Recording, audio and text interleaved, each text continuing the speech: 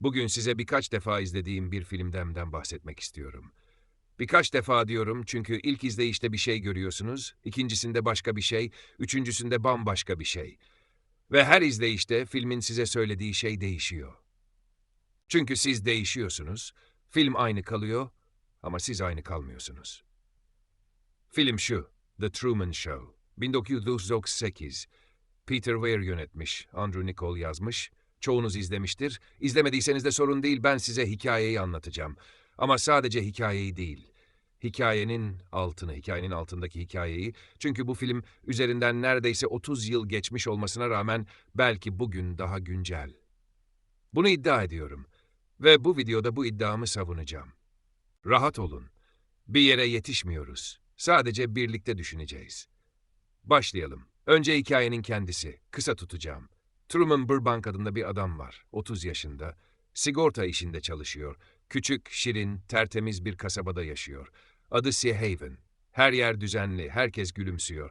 Her sabah komşularına aynı cümleyi söylüyor. Günaydın ve öğleden sonra da iyi günler ve iyi akşamlar ve iyi geceler. Karısı var. Dostu var. İşine gidiyor, işten dönüyor. Kusursuz bir hayat. Pürüzsüz, cilalı. Ama bir şey var. Truman'ın hayatı başından sonuna kadar bir televizyon şovu. Doğduğu andan itibaren kameralar tarafından izleniyor. Karısı bir oyuncu, dostu bir oyuncu. Annesi, babası, komşuları, kasabanın berberi, fırıncısı, doktoru, hepsi oyuncu.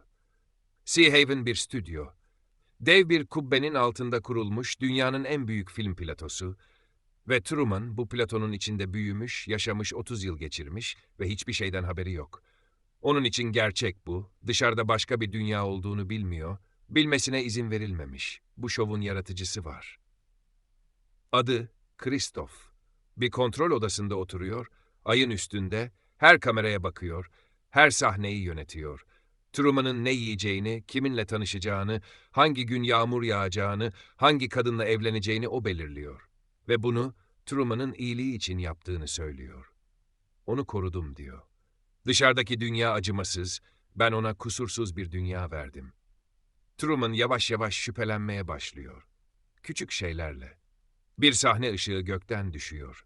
Bir radyo frekansı kendi hareketlerini anlatan bir yayına denk geliyor. Yağmur sadece üzerine yağıyor. Aynı insanlar aynı saatlerde aynı yerlerden geçiyor ve Truman küçük küçük uyanıyor. Ve bir gün o kubbenin duvarına dokunuyor. Gerçek duvar. Ve anlıyor ki yaşadığı dünya gerçek değil, bir kurgu. Güzel, konforlu, cilalı bir hapishane. Filmin sonunda Truman bir tekneye biniyor, kaçmaya çalışıyor. Christoph ona fırtına gönderiyor. Truman teknede bağırıyor, beni ancak öldürerek durdurabilirsin. Ve fırtına dinmiyor. Ve Truman sonunda o kubbenin duvarına çarpıyor. İniyor, merdivenleri çıkıyor, bir kapı buluyor. Christoph gökyüzünden konuşuyor. Truman, dışarıdaki dünya senin bu dünyandan daha yalan, daha acımasız. Burada sen kahramansın, kal.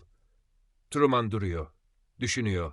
Sonra o meşhur selamını veriyor. Günaydın ve öğleden sonra da iyi günler ve iyi akşamlar ve iyi geceler. Ve kapıdan çıkıyor. Film orada bitiyor. Şimdi bu hikayeyi dinlediniz. Güzel hikaye ama ben size hikaye anlatmak için burada değilim. Ben size bu hikayenin ne olduğunu anlatmak için buradayım. Çünkü bu film aslında 2400 yıl önce yazılmış bir metnin modern bir yorumu. Platon'un Devlet kitabındaki mağara alegorisi. Bilenler vardır, bilmeyenlere kısaca anlatayım. Platon der ki, insanlar bir mağarada zincire vurulmuş esirler gibidir. Arkalarında bir ateş yanar. Ateşle esirler arasında nesneler taşınır. Gölgesi duvara düşer. Esirler doğduklarından beri o gölgeleri görürler. Ve o gölgeleri gerçek sanırlar. Çünkü başka bir şey görmemişlerdir. Sonra bir gün bir esir zincirlerinden kurtulur.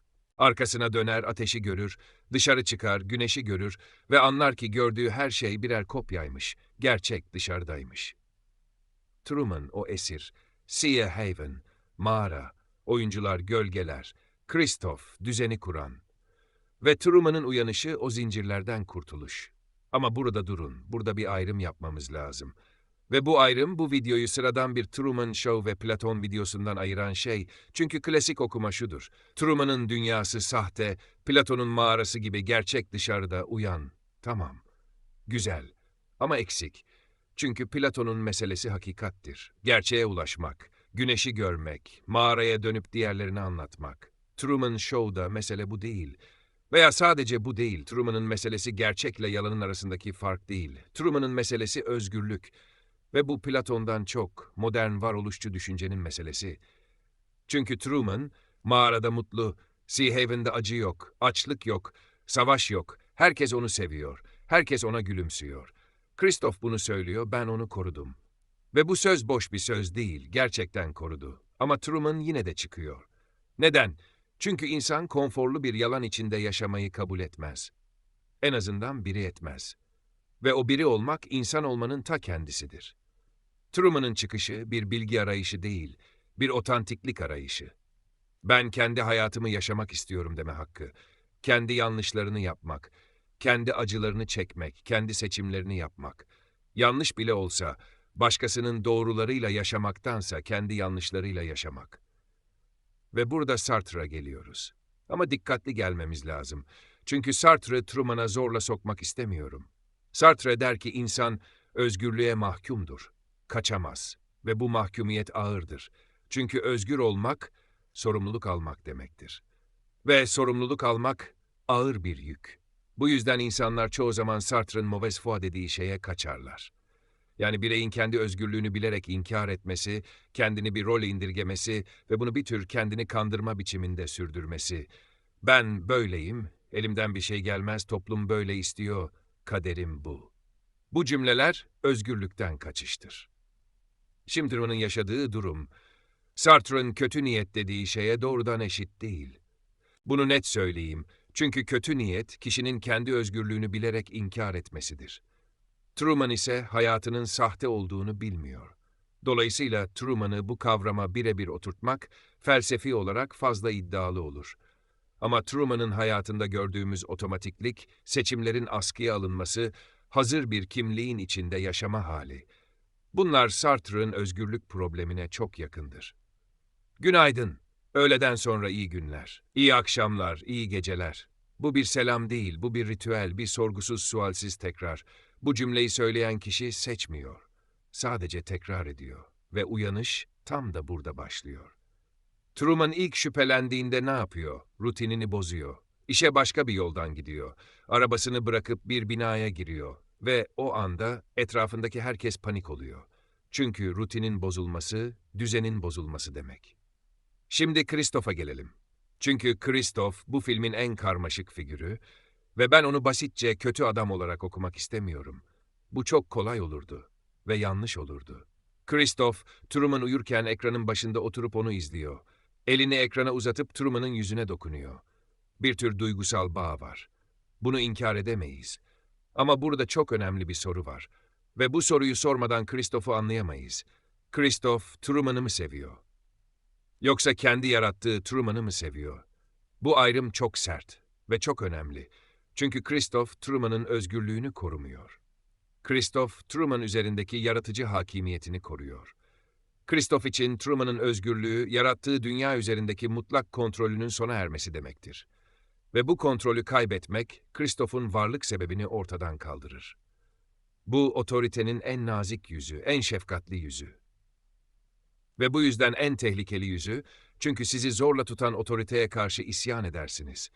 Ama sizi seven otoriteye karşı isyan etmek çok daha zordur. Çünkü içinizde bir ses der ki, o senin iyiliğini istiyor. Neden ona karşı geliyorsun? Nankör müsün? Ve bu ses, Christoph'un sesidir. Otoritenin içinize yerleştirdiği ses. Bu argüman hepimize tanıdık gelmiyor mu? Bizim dediğimizi yap çünkü biz seni koruyoruz. Bize itaat et çünkü biz düzeni sağlıyoruz. Bu yolu takip et çünkü bu güvenli yol. Ailede, toplumda, gelenekte her yerde bu ses var. Ve bu ses her zaman kötü niyetli değil. Çoğu zaman gerçekten şefkatli. Ama şefkatli olması onu zararsız yapmıyor. Şimdi bir sahne var filmde. Ve bu sahne filmin en ince, en zarif ayrıntılarından biri. Truman'ın denize olan korkusu. Neden korkuyor denizden? Çünkü babası Truman çocukken denizde boğulmuş. Ama gerçek bu değil. Gerçek, Christoph'un o sahneyi planlamış olması. Babası ölmemiş, babası bir aktör. Ve o aktör, Truman'ı o tekneden düşüp boğuluyormuş gibi yaparak travmatize etmiş. Bu, çocukluğuna yerleştirilmiş bir korku, bir sınır, bir buradan öteye gitme çizgisi. Ve bu hepimizde var. Çocukluğumuza yerleştirilmiş korkular. Bunu yapma, düşersin. Oraya gitme, tehlikelidir. O insan olma, ayıp. O yolu seçme, aç kalırsın. Bu cümleler bizim içimizdeki deniz korkuları, bizi sınırlarımız içinde tutan görünmez duvarlar. Ve Truman'ın o tekneye binişi, o korkuya rağmen binişi, o fırtınaya karşı dimdik duruşu, bu çocukluğuna yerleştirilmiş her korkuya karşı bir başkaldırıdır. Ve burada size bir soru bırakmak istiyorum. Cevap vermeyin. Sadece içinizde tutun. Bana ait olmayan hangi korkuyu hala taşıyorum?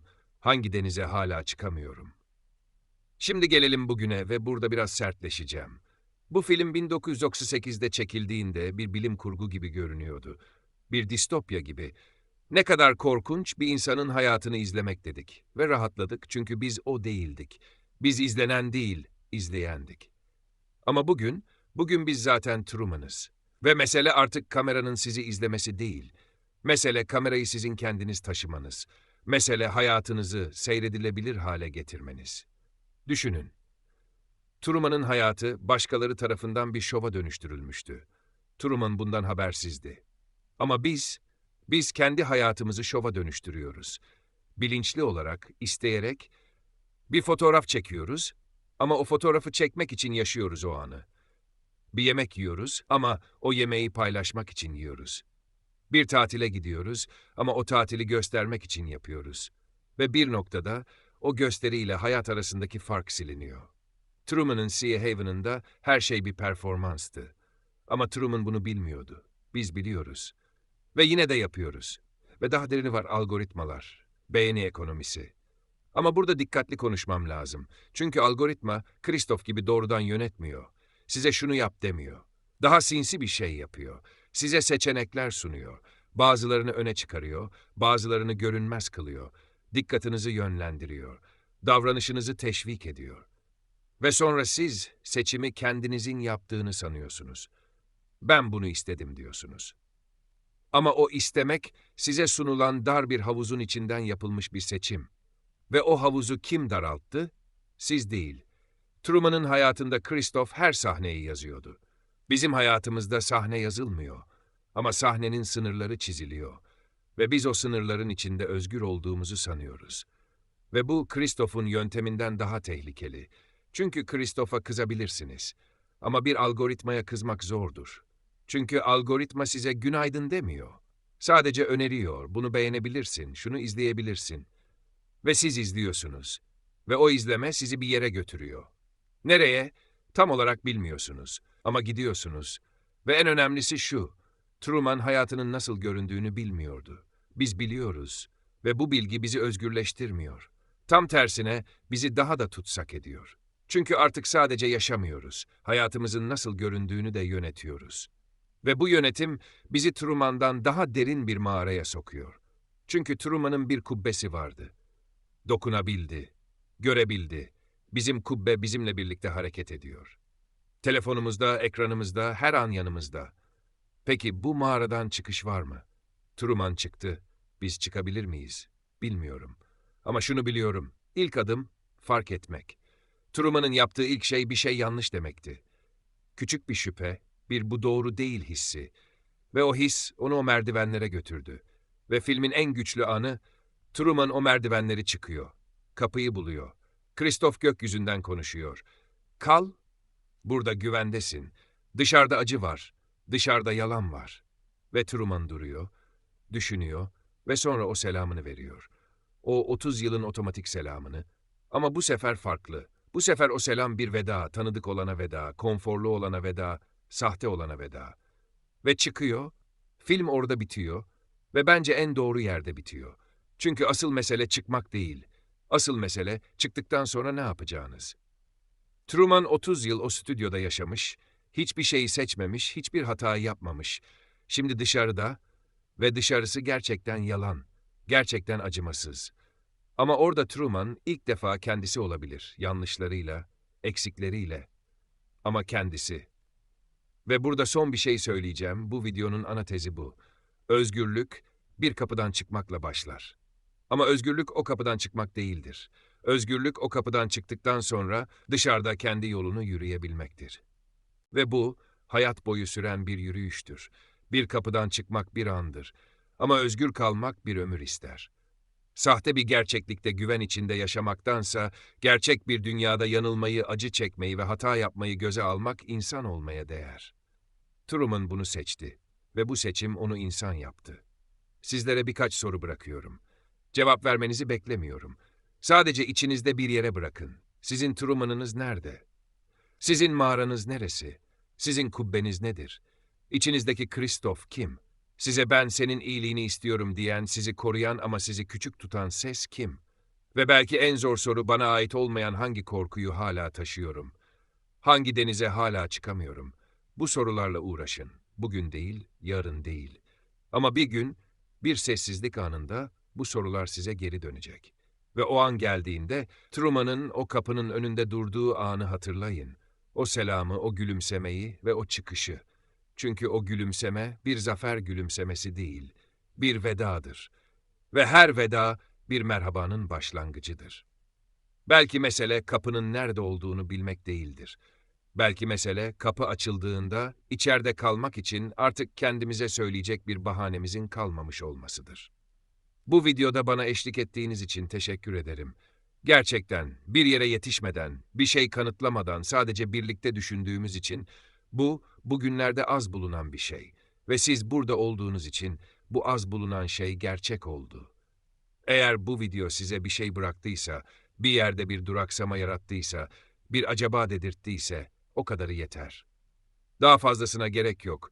Bir sonraki videoda görüşürüz. Kendinize iyi bakın.